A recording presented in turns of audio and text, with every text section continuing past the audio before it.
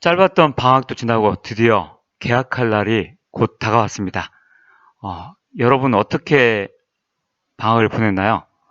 너무도 짧았던 방학이었습니다. 코로나19로 인해서 어느 때보다 짧은 시간이었지만 모두들 즐겁고 행복한 방학을 보냈습니까? 하지만 다시 돌아온 학교는 어려운 상황입니다.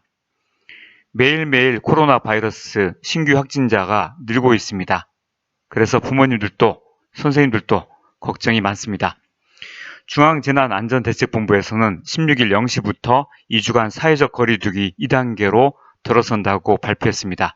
1단계는 그동안 생활 속 거리두기 단계였어요.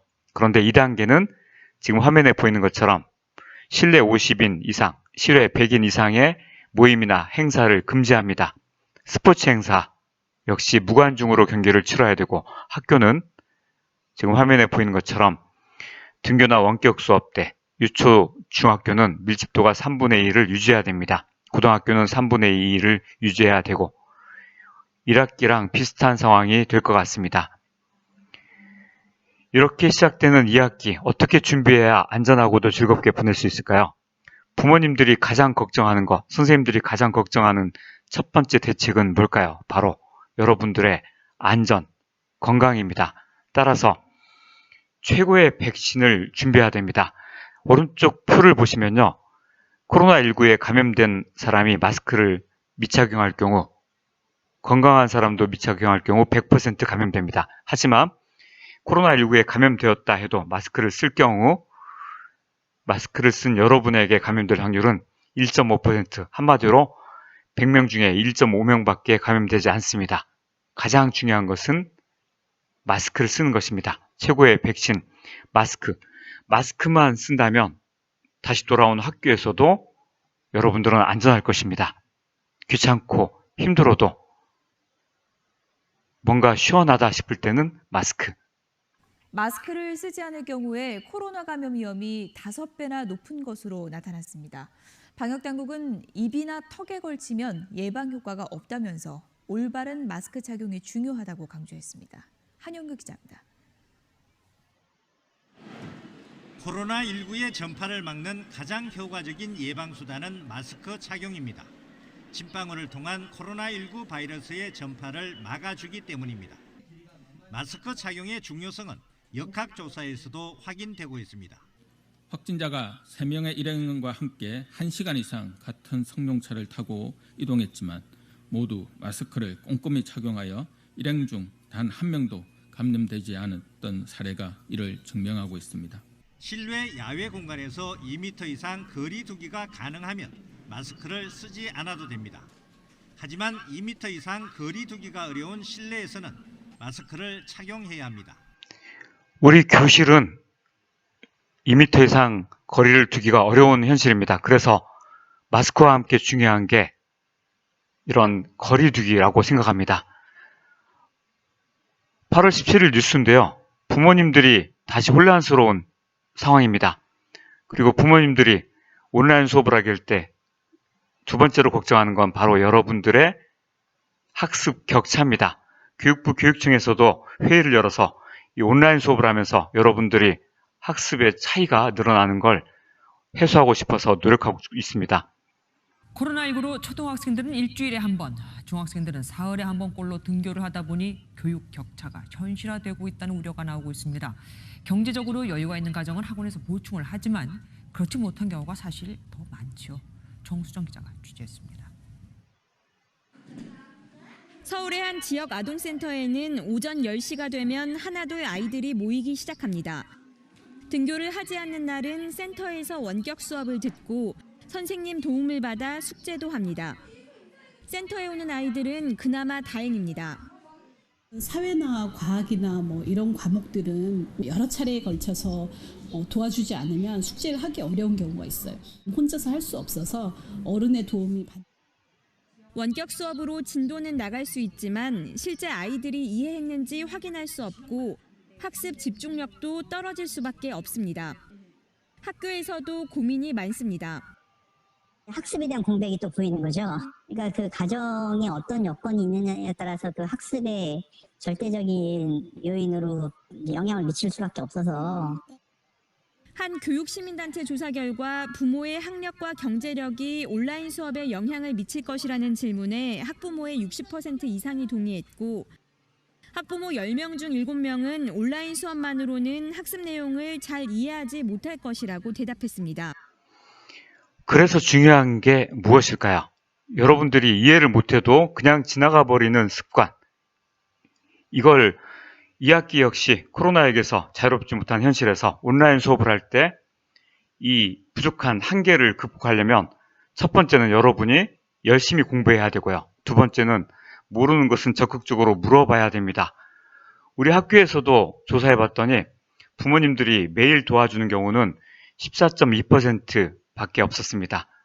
여러분들이 부모님들이 바쁜 상황이라면 모아서라도 물어보고 모르는 것을 해결하러 갈 때 이런 학습 격차는 해결될 수 있습니다. 그리고 학교에 등교하게 됐을 때 몰랐던 것들을 물어볼 수도 있고요. 온라인으로도 그냥 지나가지 말고 몰랐던 것은 꼭 질문을 남겨주길 부탁합니다. 그렇다면 다시 돌아온 학교에서 코로나로 인해 불안한 개학 어떻게 안전하게 생활할 수 있을지 OX 퀴즈로 알아보려고 합니다. 같이 풀어볼게요. 1번입니다. 등교 전 집에서 아프면 학교에 오지 않아요. 올까요? X일까요? 하나, 둘, 셋. 정답은 맞습니다. 등교 전에 부모님들은 여러분들의 온라인 자가건강 진단을 해주십니다. 이 결과에 따라 여러분들은 등교하지 않아도 출석을 인정받게 됩니다. 두 번째, 체온이 37.5도가 넘으면 코로나19가 의심되므로 학교에 오지 않아요. 꼭 체온만 높으면 학교에 오지 말아야 될까요? 정답은 옵니다. 맞습니다. 살짝 선생님이 틀리게 함정을 파봤는데 부모님들의 자가건강 이 진단 결과입니다. 몸에 열이 있나요? 의심되는 증상이 있나요? 최근 14일 이내 해외여행을 다녀온 사실이 있나요? 가족 중에 자가격리된 가족이 있나요? 아침이면 부모님과 열을 재고 이 자가진단 설문을 꼭 보내주시기를 부탁드립니다. 친구들과 만나면 반갑게 하이파이브 하며 인사해요. 안 됩니다. 이제는 예전과 달라서 팔꿈치로 인사하는 것도 괜찮지만 당분간은 눈으로 반갑게 인사, 고개를 끄덕이면서 반갑게 인사를 했으면 좋겠습니다. 다음, 학교에 갈 때에는 친한 친구들과 붙어서 즐겁게 등교해요. 안 됩니다. 예전이라면 그렇게 즐겁게 다녔지만 당분간 코로나가 잠잠해질 때까지는 참아주세요. 이렇게 말하는 선생님도 마음이 아픕니다. 다음, 물론 이때 여러분들의 거리는 1m 이상 거리를 두고 걷도록 해주기 바랍니다. 학교에 오면 들어오는 문과 나가는 문이 달라요. 어떨까요? 정답은 하나, 둘, 셋. 맞습니다. 왜 그러냐면 같은 문으로 들어가고 나가고 하다 보면 여러분들이 서로 마주칠 수 있기 때문입니다. 그러면서 여러 가지 사회적인 거리를 두지 않고 접촉할 수 있기 때문에 이런 사소한 일부터 여러분들이 마음을 써주기 바랍니다. 다음, 공부 시간에는 안 되고 쉬는 시간에만 마스크를 벗을 수 있어요. 정답은요? 하나, 둘, 셋. 다시 얘기하고 다시 얘기합니다. 최고의 백신은 마스크입니다. 쉬는 시간이라고 해도 마스크는 벗으면 안 됩니다. 정말 숨쉬기 어렵다면은 잠깐 복도로 나가서 아무도 없을 때 마스크를 벗을 수 있지만 여러분들의 건강을 위해서 그리고 여러분뿐만 아니라 친구들을 위해서 지켜주세요. 기본 생활 안전수칙입니다. 마스크는 밥 먹을 때 빼고는 항상 착용해야 돼요. 학교에서 마스크를 벗을 수 있을 때가 밥 먹을 때 뿐일까요? 정답은 하나, 둘, 셋. X입니다.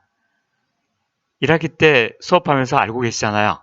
바로 체육 수업할 때는 운동장에서는 이렇게 거리를 2m 이상 유지했을 때 벗을 수 있다고 교육부 지침이 내려왔습니다. 하지만 운동장에서입니다. 다음, 쉬는 시간에는 뛰어다니지 않고 조용히 친구들과 보드게임을 해요. 정답은요? 하나, 둘, 셋. 여기서 친구들과 단어만 빼면 될 것 같아요. 혼자 할 수 있는 보드게임은 괜찮습니다. 하지만 친구들과 함께 서로 호흡을 하면서 같이 있는 건 당분간은 위험합니다. 접촉 위험도 많아지고 그만큼 같이 만졌던 보드게임 재료들이 감염의 위험을 높여주기 때문에 놀고 싶은 마음을 조금만 참아주기를 부탁할게요. 코로나19 바이러스는 증상이 없어도 감염될 수 있어요. 과연 정답은요? 하나, 둘, 셋. 정답입니다. 코로나19 바이러스는 발열, 기침, 인후통. 인후통이 뭔지 아나요? 목이 좀 아픈 증상인데 이런 증상이 대표적이지만 10명 중에 1명 정도는 100명 중에 10명 정도는 무증상으로 감염되고 있습니다. 게다가 2학기 최근 들어서 많은 경우에 무증상으로 감염되고 있기 때문에 더욱더 우리가 조심해야 됩니다. 아프면 혼날 수 있으니 말하지 않아요. 학교에 와서 갑자기 아프다고 하면 어떻게 해야 될까요? 정답은요? 하나, 둘, 셋. 안 됩니다. 절대 여러분들이 아프다고 말해서 선생님께 혼나는 일은 없습니다. 선생님들은 여러분들의 안전을 아픈 모습을 보면 마음이 아파서 빨리 건강해지기를 원하지 혼내지 않습니다. 선생님은 여러분을 지원해주기 위해 존재하는 것이니까요. 부탁합니다. 혹시라도 아플 때는 언제든지 선생님께 지금 너무 머리가 아파요 라든지 목이 아파요 라고 이야기를 해줘야 선생님이 도움을 줄 수 있습니다. 그건 여러분을 위해서이기도 하고 반에 2학기에 함께 공부하는 친구들 위해서도 가장 중요한 문제입니다. 꼭 선생님에게 이야기해줘야 됩니다. 선생님들은 여러분들이 다시 돌아올 날을 기쁘게 기다리고 있습니다. 2학기 다시 돌아온 학교, 코로나도 사라지고 우리 모두 건강하고 안전한 학교, 우리가 잃어버렸던 평범한 일상을 다시 되찾는 2학기가 되었으면 정말 좋겠습니다. 여러분 환영합니다.